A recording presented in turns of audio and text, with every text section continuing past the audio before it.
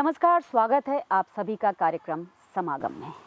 हर बार हम अपने कार्यक्रम के ज़रिए आपको प्रदेश और देश की जानी मानी शख्सियत से रूबरू कराते हैं और आज हम आपको हमारे प्रदेश की ऐसी शख्सियत से मिलवाएंगे जिन्होंने सिविल सर्विसेज में आईपीएस अधिकारी की महत्वपूर्ण भूमिका निभाने के साथ हिंदी साहित्य में भी मध्य प्रदेश का नाम रोशन किया है। आम बोलचाल की भाषा में speed, velocity, frequency, proton, electron जैसे वैज्ञानिक शब्द अगर हिंदी में बोला जाए या सुना जाए तो होगा ना कुछ अलग। तो जी हाँ, आज के हमारे मेहमान भी कुछ ऐसे ही है। तो आइए हम आपको आज मिलवाएंगे श्री पवन जैन जी से। नमस्कार पवन जी, आपका हमारे कार्यक्रम समागम में बहुत बहुत स्वागत है। धन्यवाद। सर, जैसे मैंने आपका परिचय दिया है कि आपने यूपीएससी की एग्ज़ाम फिज़िक्स सब्जेक्ट में दी है और वो भी हिंदी माध्यम से दी है, तो ये आपको कितना मुश्किल रहा होगा या कितना आसान रहा होगा, इस बारे में कुछ बताइए। देखिए, मैं मानता हूँ कि किसी विज्ञान के विषय को 1986 के परीक्षा के दौरान हिंदी माध्यम में लिखना एक कठिन काम तो था, लेकिन मेरी परेशानी दूसरी थी कि मैं एक मूलतः ग्रामीण परिवेश से हूँ। जिन सरकारी विद्यालय और जिन सरकारी महाविद्यालय में पढ़ा, वहाँ पे कहिए टीचर्स का नितांत अभाव था। तो जब मैं पहली बार जयपुर में गया और मैंने सिविल सेवा के बारे में सुना तो मेरे मन में भी एक ललक हुई कि मैं ये एग्ज़ाम दूं। मेरे पिताजी की बहुत इच्छा थी कि मैं सिविल सेवा के माध्यम से आईएएस आईपीएस बनने का उनका एक सपना था जिसे मैं साकार करूं। तो मैंने जब यूपीएससी दी तो मैं जनरल नॉलेज और हिस्ट्री जो मेरा दूसरा सब्जेक्ट था वो मैं हिंदी में बेहतर लिख सकता था, लेकिन फ़िज़िक्स को लिखने में मुझे थोड़ा सा हिंदी में दिक्कत आनी थी। लेकिन मैंने वो निर्णय लिया और मुझे फ़क्र है हिंदी माँ पर, अपनी भाषा पर और अपने कहिए उस समर्पण पर कि मैंने फ़िज़िक्स को हिंदी में लिखने की एक कोशिश की। और जैसा लोग कहते हैं कि कोशिश करने वालों की कभी हार नहीं होती, तो मैं जयपुर में टोंक फाटक से चौड़ा रास्ता तक साइकिल से जाता था। हमारी तमाम किताबें उस वक्त बहुत सारे जो हम लोग एमएससी फ़िज़िक्स में पढ़ते थे वो इंटरनेशनल राइटर होते थे, उनकी किताबों का हिंदी में अनुवाद करना। तो हम लोग वहाँ पे चौड़ा रास्ता में जाके विज्ञान की शब्दावली ढूंढते थे, उनकी डिक्शनरी ढूंढते थे और जो सिलेबस में फ़िज़िक्स के जो वहाँ पे टॉपिक थे उनको हम लोग हिंदी माध्यम में अनुवाद करके लिखने की कोशिश करते थे। तो निश्चित रूप से वो कठिन काम था, लेकिन मुझे लगता है कि हिंदी भाषा में वो सारी खूबियाँ हैं जो उसको एक संपूर्ण भाषा बनाती है और मुझे हमेशा इसलिए एक फ़क्र रहता है, हिंदी से मेरा एक जुड़ाव रहता है। और मैं कहूँ तो यही मेरा कारण था कि हिंदी में कविता लिखने की मुझे एक ललक लगी। कुछ शब्दों के बारे में बताएं कि जो हमारे दर्शक जिन्होंने कभी उन्हें सुना नहीं होगा, ऐसे कुछ शब्द। जैसे मैं कहूँ कि मतलब बड़ा अजीब सा लगता है कि अगर हम कंप्यूटर को अविकालित्र कहें, इंटरनेट को अंतर्जाल कहें, प्रोटॉन को धनावेशित कण कहें, इलेक्ट्रॉन को ऋणावेशित कण कहें, एम्पलीफायर को आवर्धक कहें, रेक्टिफायर को दिष्टकारी कहें, तो ये हिंदी में सुनना बड़ा अजीब सा लगता है। बहुत सारे ऐसे शब्द हैं जो हमने देवनागरी में समाहित कर लिए हैं और उनका अनुवाद हम लोगों को पता नहीं होता है।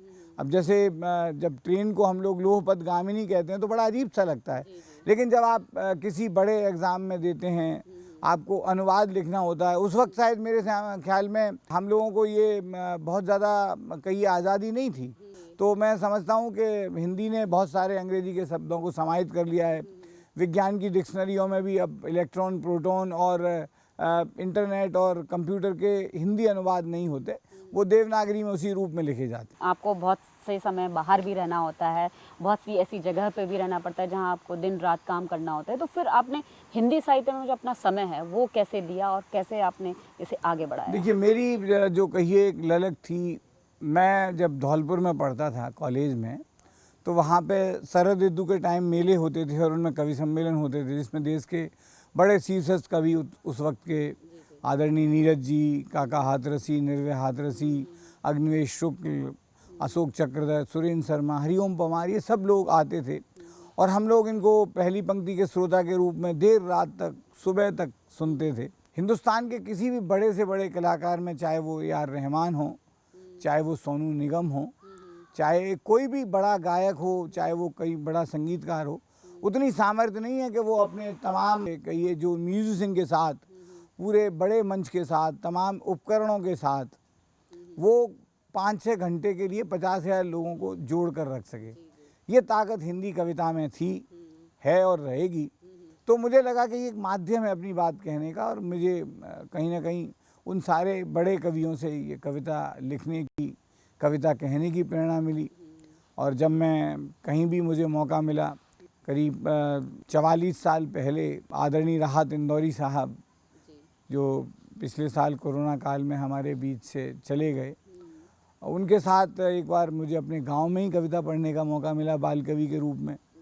वो एक बड़े नामचीन शायर थे, लोग उनको सुनने आते थे। तो वो मेरा मंच पर पहला एक बड़ा तजुर्बा था। उसके बाद फिर मैं राष्ट्रीय पुलिस अकादमी में 1988 में जब ट्रेनिंग कर रहा था, तो उन दिनों ओलंपिक हुए थे और भारत की टीम ओलंपिक में खाली हाथ लौटी थी। तो मैंने उस वक्त एक व्यंग लिखा था कि हम ओलंपिक में पदक क्यों नहीं जीत पाते। मेरे साथियों को वो कविता बहुत पसंद आई, और मैं कहूँ कि ये 2 घटनाएं थी जिसने मुझे कविता की तरफ, कवि सम्मेलन की तरफ जोड़ा। तो फिर उसके बाद मैं सरगुजा में एसपी था, मैंने इस बीच में कुछ कविताएं लिखी थी, कई जगह पढ़ी हुई थी। फिर मुझे सुरेंद्र शर्मा जी और अशोक जी का आशीर्वाद मिलता रहा। मैं कई बार लाल किले पर गया, करीब 14 बार लाल किले से गणतंत्र दिवस के पूर्व संध्याओं पर मैंने काव्य पाठ किया, एक बार वहाँ के मुशायरे की सदारत भी की। तो जो हिंदी का एक, मैं मानता हूँ कि हिंदी का एक कर्जा है मेरे ऊपर। आज जो कुछ भी हूँ मैं इस अपनी भाषा की वजह से हूँ। मैंने एक छोटी सी कोशिश की थी फिजिक्स को हिंदी माध्यम से लिखने की, और उसके कारण मेरे मन में कहीं ना कहीं कविता अंकुरित हुई। फिर मुझे कविता लिखने की प्रेरणा मिली, और मेरे वरिष्ठ कवियों ने मुझे हौसला दिया कि मैं आज देश दुनिया में हिंदी की कविता के लिए मंच पर और मंच पर ही जाता हूँ। सर, जैसा आपने बताया कि आपने पहली कविता ओलंपिक के ऊपर लिखी थी जब हमारे भारत ने हॉकी में मैच गंवाया था। अब जब आप खेल एवं युवा कल्याण विभाग के डायरेक्टर रहे, तो उस वक्त आपको वही बात याद आई होगी, तो उस बारे में आप कुछ बताएं। देखिए, 1988 से 2020 तक का जो सिलसिला है, वो भारतीय खेलों के इतिहास का, मैं कहूँगा 2020 का टोक्यो ओलंपिक जो 21 में हुआ, वो भारत के खेलों के पुनर्जागरण का इतिहास है। 88 में हम खाली हाथ लौटे थे, पदक नहीं जीत पाए थे। इस बार हम लोग कह रहे हैं कि खिलाड़ी गीत हैं, गालिब की गज़ल हैं, गंगा हैं, सुनाते जो हमें जनगढ़ खिलाड़ी वो तिरंगा हैं। दुआ थी देश की, खिलाड़ी जीत कर आएँ, उठे जैनात टोक्यो में, तिरंगा घर में फहराएं। इस बार चाहे वो मीराबाई चानू हो, चाहे पीवी संधू हो, चाहे लोवलीना हो, चाहे रवि दाहिया हों, चाहे बजरंग पूनिया हों, चाहे भारतीय हॉकी के वो सारे सितारे हों, या फिर भारत के भाल पर अपने स्वर्णिम भाले से तिगत करने वाले नीरज चोपड़ा हों, इन खिलाड़ियों ने देश का मान बढ़ाया है। ओलंपिक में भारत एक नई उम्मीद के साथ लौट कर आया है, और मैं मानता हूं कि अगले ओलंपिक 2024 पेरिस में और 2028 लॉस एंजल्स में जब हम जाएंगे, तो अभी हम पहले 50 देशों में आए हैं, अगली बार हम पहले 25 देशों में आएंगे, और फिर दुनिया के पहले 10 देशों में हिंदुस्तान आएगा। इस बात की मुझे पूरी संभावना नज़र आती है। उसी तरह मध्य प्रदेश का कितना योगदान रहेगा ओलंपिक में? इस बार भी रहा है, हमारे कई खिलाड़ी हॉकी में भी रहे हैं। इस बार के ओलंपिक के लिहाज से मध्य प्रदेश के लिए 50 साल बाद कोई खिलाड़ी पदक जीत कर लाया है। इटारसी के लाल विवेक सागर ने भारतीय हॉकी के मिडफील्डर की महत्वपूर्ण भूमिका निभाई। मैं इस विजय को बहुत बड़ी विजय मानता हूँ। ये भारत में जादूगर ध्यानचंद के देश में हॉकी का पुनर्जागरण है। इस बार हमने वहाँ दुनिया की 6 बड़ी टीमों को हराया है। हमने वहाँ पे पिछले ओलंपिक के बड़े विजेता रहे अर्जेंटीना को हराया, हमने जर्मनी को कांस्य पदक के मैच में हराया, उससे पहले हमने न्यूजीलैंड को, जापान को और तमाम बड़ी टीमों को हराया। तो ये भारत की विजय ऐतिहासिक विजय है, और ये पूरी दुनिया के सामने साबित हुआ। जिस तरह हमारी पुरुष हॉकी टीम खेली, हमारी महिला हॉकी टीम भी उसी पद चिन्हों पर चली। वो भले ही कांस्य पदक नहीं जीत पाई, वो अंतिम मैच में हार गए हों, पर उन्होंने करोड़ों हिंदुस्तानियों का दिल जीता। हमने एथलेटिक्स में स्वर्ण पदक प्राप्त किया, जिसमें हम मिल्खा सिंह के और पीटी ऊषा के चौथे स्थान पर हमेशा अपनी सीना चौड़ा करते थे। नीरज चोपड़ा ने जिस तरीके से स्वर्ण पदक जीता, वो एथलेटिक्स का स्वर्णिम पल था। जिस तरह से हमारे मीराबाई चानू ने पहले दिन हमें भारोत्तोलन में सफलता दिलाई, पीवी संधू ने दोबारा से पदक जीता। मध्य प्रदेश के खिलाड़ी महिला हॉकी टीम की 5 खिलाड़ी हमारी ग्वालियर की महिला हॉकी अकादमी से ट्रेनिंग लेके गई थी। पुरुष हॉकी टीम में विवेक सागर के साथ नीलकांता शर्मा उनके सहयोगी के रूप में वो मध्य प्रदेश हॉकी अकादमी में खेले। हमारे ऐश्वर्य प्रताप जो विश्व के बड़े बेहतरीन निशानेबाज हैं, अभी हाल ही में उन्होंने वर्ल्ड कप में भी स्वर्ण पदक जीता है, वो भी हमारे ओलंपिक शूटिंग टीम में थे।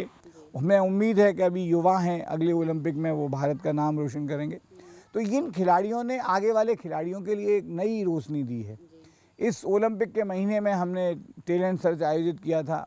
अगस्त से प्रारंभ हुआ, सितंबर तक पहले दौर में चला। 74,000 बालक बालिकाओं ने खेलों में अपनी प्रतिभागिता की है, जो मध्य प्रदेश में टैलेंट सर्च के लिहाज से एक इतिहास भी है। तो अभी टैलेंट सर्च के माध्यम से जो सैकड़ों खिलाड़ी हमारे साथ आएंगे, अगले 5 साल अगर हम उन पर मेहनत करेंगे तो अगले ओलंपिक में ही नहीं, अगले एशियाड में, राष्ट्रमंडल खेलों में ये मध्य प्रदेश का और देश का नाम रोशन करेंगे। जैसे सर आपने टैलेंट सर्च शुरू करवाया, जिसमें हमने कई नए खिलाड़ी अब बनते जाएंगे या आगे की ओलंपिक में पार्टिसिपेट करेंगे, लेकिन उसके पहले का एक दौर होता है जिसमें जैसे एक डायरेक्टर की एक भूमिका होती है। उस दौरान आपने कैसे खिलाड़ियों का मनोबल बढ़ाया होगा? देखिए, मैं कहूँगा ये सबसे विषम काल था। आप जानते हैं कि पूरी दुनिया में ये कोरोना के कारण खेलों के लिए भी संकट था। पहली लहर और दूसरी लहर के बीच हमें खिलाड़ियों को वापस उनके घरों में भेजना था, फिर महीनों बाद खिलाड़ियों को वापस बुलाना था। तो जो वो खेल से दूर रहे, उस बीच में उनकी ऑनलाइन ट्रेनिंग जारी रही।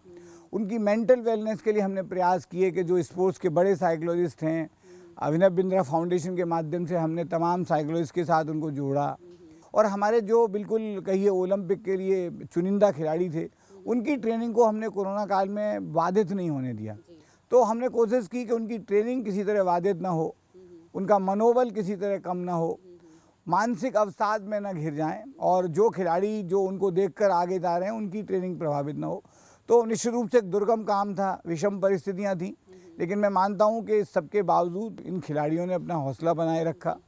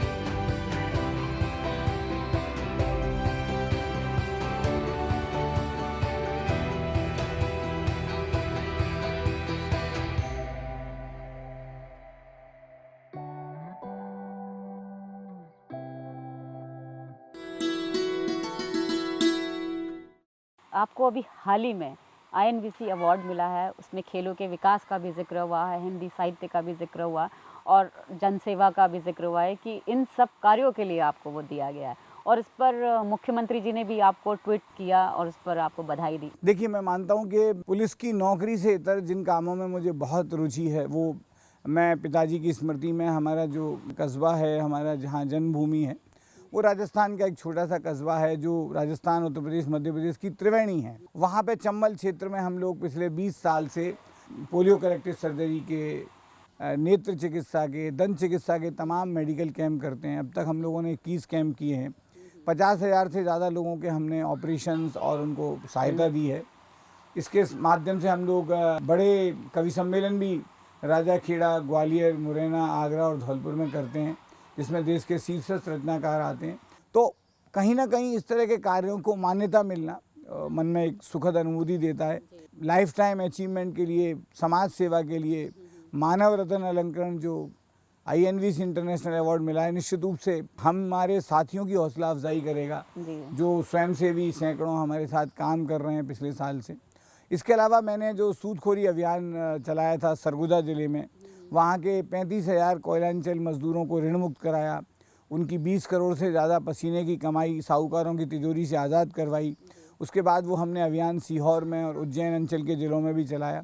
तो कहीं ना कहीं अगर उस तरह के कार्यों को, जनसेवा को, लोक सेवा को मान्यता मिलती है, तो वो उन सब लोगों का सम्मान है जो कहीं ना कहीं अपने मूल कामों से इतर जनसेवा में जुड़े हुए हैं। और मैं यही कह सकता हूँ, एक रोज़ किसी गूंगे की बातें सुनकर देखो, एक रोज़ किसी अंधे के सपने बुनकर देखो, मिल जाएगा अर्थ तुम्हें जीवन का, एक रोज़ किसी का दर्द मिटा कर देखो।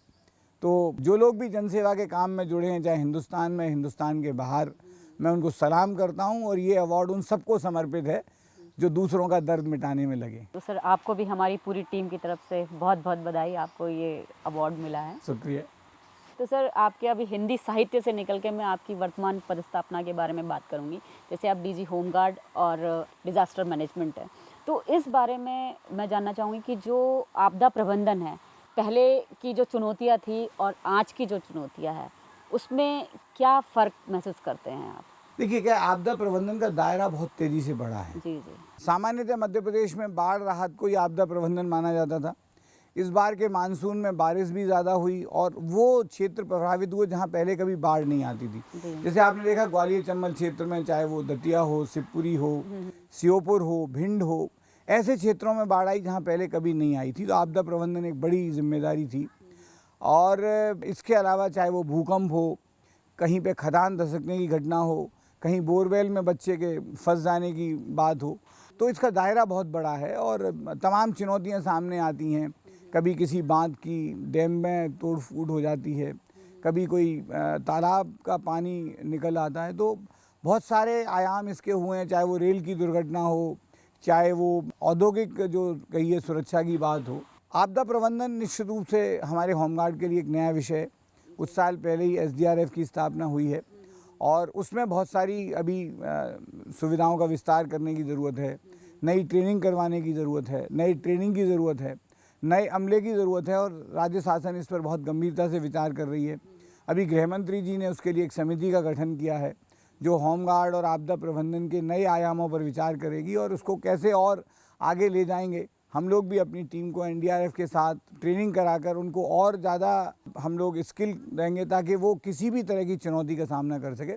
और मैं मानता हूँ कि आगामी दिनों में पुलिस के साथ साथ आपदा प्रबंधन एक महत्वपूर्ण भूमिका है जिसमें होमगार्ड अपनी एक महती जिम्मेदारी का निर्वहन करेगा। जब भी कोई ऐसी आपदा होती है तो वहाँ से लोगों को जल्दी से जल्दी निकाला जाए, तो इसमें सर ऐसी कौन सी नई टेक्नोलॉजी से को आप इंट्रोड्यूस करेंगे जिससे कि कहीं भी कोई आपदा हो तो जल्दी ही वहाँ पर राहत देखिए, पहुँचाई इसमें जाए? 3 चीज़ों की बेसिकली ज़रूरत होती है। एक तो क्या है कि इस तरह की आपदा से संबंधित ट्रेनिंग लोगों को दी जाए। बाढ़ राहत में हमें नई तरह की बोट चाहिए होती हैं, रेस्क्यू बोट होती हैं।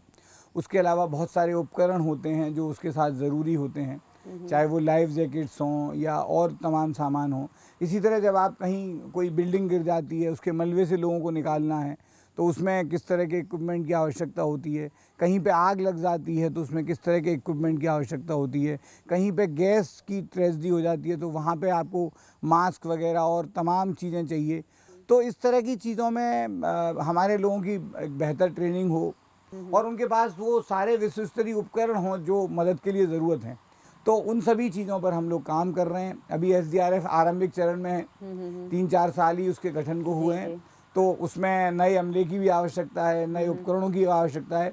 और जैसे डीप डाइविंग है, तो डीप डाइविंग की ट्रेनिंग हिंदुस्तान में 2 ही 3 जगह होती है, कलकत्ता में होती है और जगह होती है। तो हमें और ज़्यादा लोगों को ट्रेनिंग देने की आवश्यकता है, क्योंकि कई बार जो है वो डेड बॉडी बहुत नीचे चली जाती है, तो रेस्क्यू ऑपरेशन में बहुत समय लगता है। तो अगर हमारे पास इस तरह के कुशल तैराक होंगे जो डीप डाइविंग जानते हैं, तो वो ऑपरेशन हम लोग जल्दी ख़त्म कर सकते हैं। तो इस तरह की ट्रेनिंग हम अपने लोगों को दे रहे हैं और प्रयास कर रहे हैं कि एसडीआरएफ और शक्तिशाली संगठन के रूप में काम करे। उसी तरीके से मैं ये जानना चाहूँगी कि क्या हमारी जो आम जनता है उनको भी अगर आपदा आती है तो पहला स्टेप क्या उठाए कि आपदा प्रबंधन की टीम आने से पहले ही वो अपने आप को रेस्क्यू करने की कोशिश कर सके? अवेयरनेस प्रोग्राम की बहुत आवश्यकता है, लोगों को प्रशिक्षित करने की आवश्यकता है, लोगों को जानकारी देने की आवश्यकता है। तो हम लोग जगह जगह पे जहाँ हमारी एग्जीबिशंस होती हैं, जहाँ भी हमारे कहीं पे इस तरह के, अभी सिवनी में भूकंप आया था, तो अभी हमारी टीम वहाँ पे जन जागृति का अभियान चला रही है। जो हमारे साथ एक सिविल डिफेंस है जिसमें नागरिकों का सहयोग हमें लेना है, तो सिविल डिफेंस के साथ चाहे वो एनसीसी हो, चाहे वो एनएसएस हो, चाहे तमाम एनजीओज़ हों, उनका भी हम लोग सहयोग लेंगे। और मैं मानता हूँ कि आपदा प्रबंधन एक ऐसा विषय है जिस पर एक तो ये समन्वित प्रयासों की आवश्यकता है, जिसमें मैं मानता हूँ स्कूल शिक्षा विभाग है, हमारा ट्राइबल डिपार्टमेंट है, हायर एजुकेशन है और पुलिस डिपार्टमेंट है, होम गार्ड है, जिला प्रशासन, इनके संयुक्त प्रयासों की आवश्यकता होगी ताकि हम लोगों को आगाह कर सकें आने वाले खतरों के बारे में। मैं समझता हूँ कुछ चीज़ें जो इंडस्ट्रियल सिक्योरिटी है वो बहुत बड़ी चुनौती है। भोपाल जैसा शहर जो मैं समझता हूँ औद्योगिक दुर्घटना का बहुत ही दर्दनाक साक्षी रहा है। 84 के यूनियन कार्बाइड के अभी तक निशान हिंदुस्तान में भी हैं, भोपाल में भी हैं और अभी तक उसके मरीज अस्पतालों में आ रहे हैं। तो इस तरह के रासायनिक दुर्घटनाएं जब होती हैं तो उससे बचाव के उपाय क्या होने चाहिए, वो निश्चित रूप से लोगों को अवेयरनेस करने की आवश्यकता है, क्योंकि ऐसी दुर्घटनाएं कभी भी कहीं भी हो सकती हैं। इनकम टैक्स डिपार्टमेंट ने एक कवि सम्मेलन आयोजित किया था जिसमें आपने भी अपनी कविता पढ़ी। जो भी हमारे पड़ोसी देश में हुआ है जी, वो पूरी मानवता को दहलाने के लिए काफ़ी है कि चंद बर्बर लोगों के सामने दुनिया के सबसे शक्तिशाली देशों ने समर्पण कर दिया है। वो बम विस्फोट करने वाले भाई, वो बम एक्सप्लोजन के उस्ताद, मौत के सरताज, तुम्हें तो किस्मत से बच गए, उन घायलों पर भी दया नहीं आई।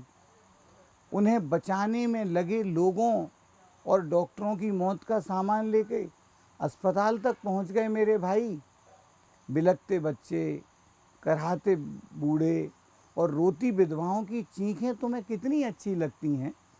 मैं भी देखना चाहता हूँ ऐसा इंसानी चेहरा जिसमें मासूमों की मौत के बाद चमक आई। वो बम विस्फोट करने वाले भाई, मेरे मशीन गन धारी मारणहार, तुम्हारा बम सियासी था या मजहबी, बंदूक देसी थी या विदेशी, हमें उड़ाने से पहले कुछ तो खुलासा कर जाते। अब मेरी मौत से फ़ायदा किसको मिलेगा मेरे भाई, कौन करेगा इन गुमनाम चिताओं पर बोटों की सिकाई, वो बम विस्फोट करने वाले भाई। तो सर आपकी ये कविता बहुत ही मार्मिक और सामयिक विषय पर जो आपने लिखी है और आपने जिस बेहतरीन ढंग से इसे सुनाया, बहुत बहुत धन्यवाद सर आपका। तो आज के कार्यक्रम में बस इतना ही। अगले हफ्ते हम फिर हाजिर होंगे किसी और नई शख्सियत के साथ। तब तक मुझे और मेरी पूरी टीम को दीजिए इजाज़त। नमस्कार।